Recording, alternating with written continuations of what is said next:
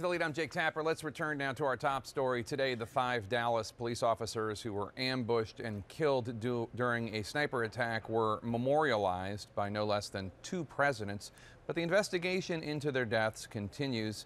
Now let's bring in Texas Attorney General Ken Paxton. Sir, thanks so much for joining me. I appreciate it, and I apologize for the bright light we have to shine on your face so that we can see you. First of all, our deepest condolences to you and the people of Dallas and the people of Texas. You heard Presidents Obama and Bush speak. How do you think their messages were received?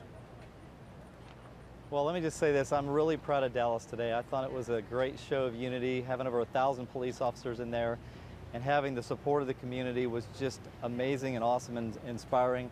I thought President Bush had a great note talking about how the fallen were the greatest among us. And so it was just really inspiring. And to finish the service with Battle Hymn of Republic and everybody holding hands was just inspiring and awesome. We've been told some conflicting information about how much explosive material was found in the killer's apartment. Can you clarify that for us? Was it enough to suggest that there definitively would have been a larger attack? Actually, I've been in that service for the last couple of hours, so I'm not up to date on the latest information on that particular issue. The mayor of Dallas today said that the state's open carry law and culture made the job of law enforcement much more difficult during the incident because for police it was difficult to tell the difference between a protester marching while holding a firearm and the killer. I don't know if you've heard from Texans, other Texans who have raised this issue, but how would you respond to the mayor of Dallas?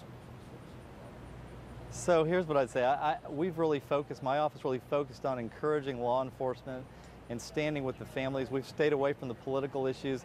I've always been a believer in the Second Amendment, and I was certainly in favor of what the legislature did in passing open carry. How are the police in Dallas and how are the police in Texas doing? This is obviously a very difficult time. You know what? I've been amazed. They are so... There's been such great support.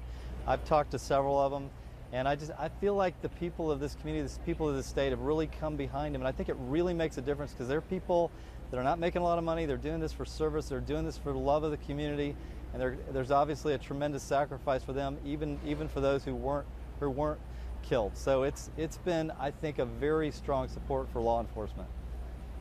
I don't know if you know the answer to this, but Dallas Police Chief Brown urged protesters to get off the street and join the Dallas Police Department to become part of a solution. Do you happen to know if the department has had any takers? You know what, I don't know, but I thought it was certainly a great suggestion. It's easy to sit back and complain, especially when you're talking about police officers having to make split-second decisions that involve life and death, not just their own life and death, but the life and death of the community. And so I thought it was a great suggestion for Chief Brown to offer up those positions. We've heard from a lot of people in the last week. Obviously, before the shooting of the police officers, there were the shootings in Minnesota and Louisiana of African-American men. Details about those shootings coming forward. But obviously, this is an era in this country where there is a lot of tension and a lot of it between police officers and minority communities.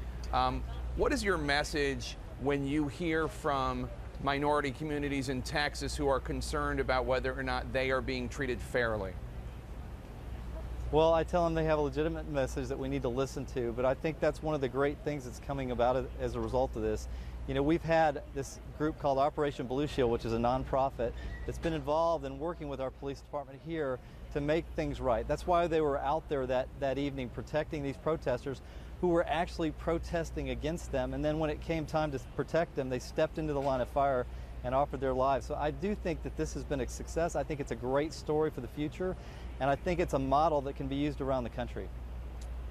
That's right. There were all these very, very moving pictures of police officers posing for photographs with protesters the night of that horrific attack, showing that the community and the police, in Dallas at least, are able to work hand in hand.